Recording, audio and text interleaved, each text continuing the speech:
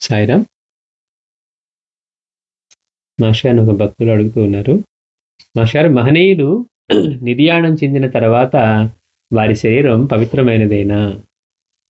అంటే చాలా మంది మహాత్ములు భౌతికంగా ఉన్నప్పుడు వాళ్ళ చుట్టూ ఉన్న వాళ్ళందరూ కూడా వాళ్ళు గనక శరీరం వదిలేసి చైతన్య స్థితిలో సమాధి వెళ్ళినప్పుడు ఇంక చాలా మందికి అయ్యో వాళ్ళు మనకి ఇప్పుడు లేరు కదా అని వెళ్ళిపోయే వాళ్ళు ఎక్కువ మంది ఉంటారు.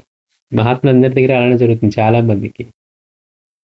పైగా అటువంటి మహనీయులు నిర్యాణం చెందిన తర్వాత వారి శరీరం పవిత్రమైనదేనా? అంటే ఇప్పుడు మనం బాబా దగ్గరికి వెళ్ళి దర్శనం చేసుకుంటున్నాం, స్వామీజీ దగ్గర ఇట్లా మాస్టర్ గారి దగ్గర కానీ, అంటే దానికి మాస్టర్ గారు చెప్తున్నారు, మహనీయులు మరణించాక కూడా వారి దేహాలు పరమ పవిత్రమైనవే.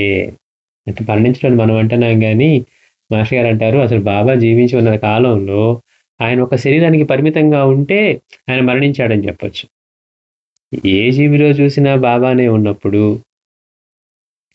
మనకున్న ఈ జాగ్రత్త అవస్థలో కాకుండా స్వప్నావస్థలోనూ మిగిలిన అవస్థల్లో కూడా, అంటే ఏంటి, స్వప్నంలో కనపడి వాళ్ళకి చెప్తూ అదిగో నా తల్లి అక్కడ వెయిట్ చేస్తూ ఉంది, ఎందుకు వదిలేసి వచ్చామని చెప్తూ ఉన్నారు. ఇక్కడేమో మళ్ళీ ఎవరన్నా నిద్రపోతూ ఉంటే కపార్ద లాంటి వాళ్ళని నేనే ఇంటి వాడిని నిద్రలేపానని చెప్పి అక్కడ స్వప్నంలో కనపడి, అంటే మనలాగా ఫిజికల్ ఎగ్జిస్టెన్స్ అంటే ఈ రూపానికే పరిమితంగా ఆయన లేనప్పుడు అసలు ఆయనకి మరణం ఎలా ఉంటుంది అంటే అన్ని స్థితుల్లోనూ అందరి జీవుల్లో అన్ని రూపాల్లోనూ ఆయనే ఉన్నప్పుడు అని. అందుకని మరణించడం అనే పదం అసలు సరైనది కానే కాదనమాట. భౌతికంగా ఉండి ఇప్పుడు మనలాగా దేహానికే పరిమితంగా ఉంటే, కానీ బాబా దగ్గరికి వచ్చేసరికి అన్ని జీవుల్లోనూ ఆయనే ఉన్నారని అనుభవం ఇచ్చిన తర్వాత ఆయన మరణించడం అనే మాట అసలు అది కరెక్ట్ కాదన్నారు మాస్టర్ గారు. అందుకని అయినప్పటికీ కూడా మహనీయులు మరణించాక కూడా వారి దేహాలు పరమ పవిత్రమైనవే. అందుకే జీవన్ముక్తుల దేహాలను దహనం చేయక సమాధి చేసి దానిని పరమ పవిత్రంగా పూజించడం అన్నది అన్ని మతాల ఆచారంగా ఉన్నది. ఎందుకు అట్లా పూర్ణత్వం చెందిన మహాత్ముల్ని దహనం చేయకుండా దేహాన్ని సమాధి చేస్తారు అంటే ఇది ఒక కారణం.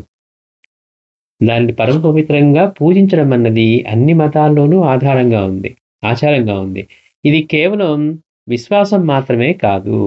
ఆ సన్నిధిలో మానవుని ప్రార్థనలు భగవంతుడి నుండి అనుగ్రహాన్ని త్వరగా పొందుతామన్నది నిస్సందేహం. అక్కడికి వెళ్ళి ఇదేదో మనం ఊరికే మన నమ్మకం అని కాదు, అక్కడికి వెళ్ళి కూర్చొని ప్రార్థన చేస్తే భగవంతుని యొక్క అనుగ్రహాన్ని త్వరగా పొందుతామన్నది నిస్సందేహం.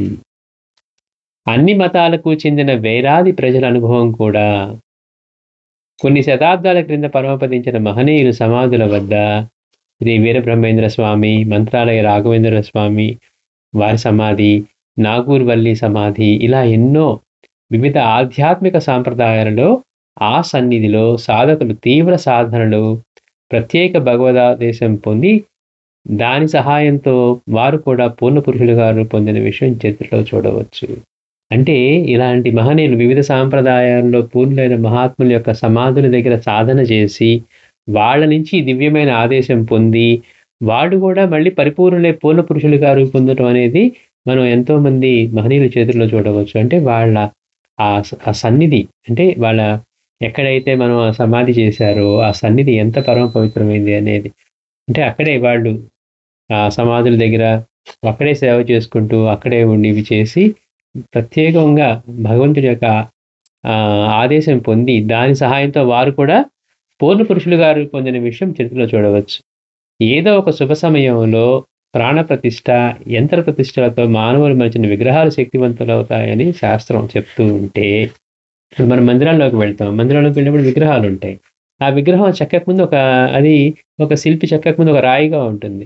అది పాలరాయి కానివ్వండి, లేకపోతే నల్లరాయి కానివ్వండి, ఇంకేదైనా విశిష్టమైందైనా. కానీ దాన్ని చెక్కి రూపానికి తీసుకొచ్చిన తర్వాత దానికి ఏం చేస్తారు, ప్రతిష్ఠ చేస్తారు, ప్రాణ ప్రతిష్ఠ చేస్తారు. ఆ శుభ సమయంలో ప్రాణ ప్రతిష్ఠ, యంత్ర ప్రతిష్ఠ చేస్తారు. విగ్రహం కింద ఆ దేవత యొక్క లేకపోతే ఆ రూపం యొక్క యంత్రం ఏదైతే ఉందో ఆ యంత్రాన్ని ప్రతిష్ఠించి చేస్తూ ఉంటే, అలా చేస్తేనే విగ్రహాలు శక్తివంతులవుతాయని శాస్త్రం.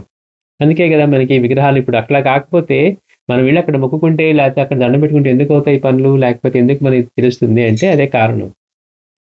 అట్లాంటిది జీవితాంతము భగవద్ధ్యానంతో అణువణువు పవిత్రమై వారు అనుభవించిన భగవదైక్యంలో పరమ పావనమైన మహనీయుల సమాధులు అంటే కేవలం ఒక విగ్రహంగా మలిచిన దానిలో ప్రాణప్రతిష్ఠ చేసి, యంత్ర ప్రతిష్ఠ చేసిన తర్వాత అవే అంత శక్తివంతాలవుతూ ఉంటే, మాస్టర్ లాంటి మహనీయులు, స్వామీజీ గానివ్వండి, వీళ్ళందరూ ప్రతి క్షణము వాళ్ళు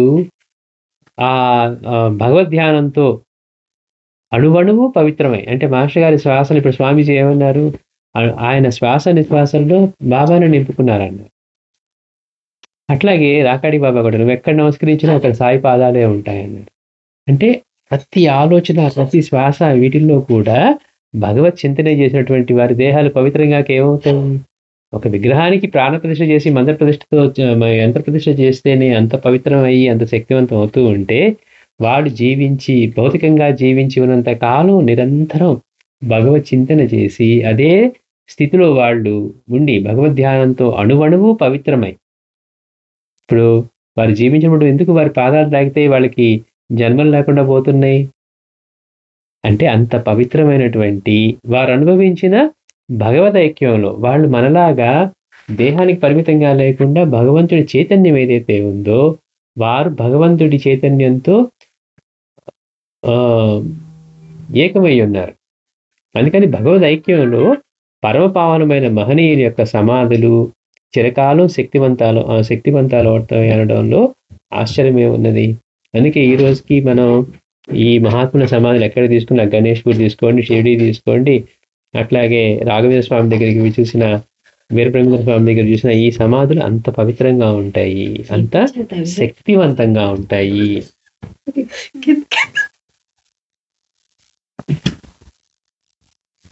ఎందరో అవిశ్వాసులకు కూడా పరివర్తన కలిగించగలిగిన ప్రభావం అక్కడ ప్రకటమైన ఉదంతాలెన్నో. అంటే మహనీయుల సమాధుల దగ్గరికి వచ్చి వాళ్ళు అప్పటి వరకు మార్పు లేని వాళ్ళు కూడా అక్కడికి వచ్చిన తర్వాత వాళ్ళకి ఆ విశ్వాసం కలిగి మారిన వాళ్ళు ఎంతమందో.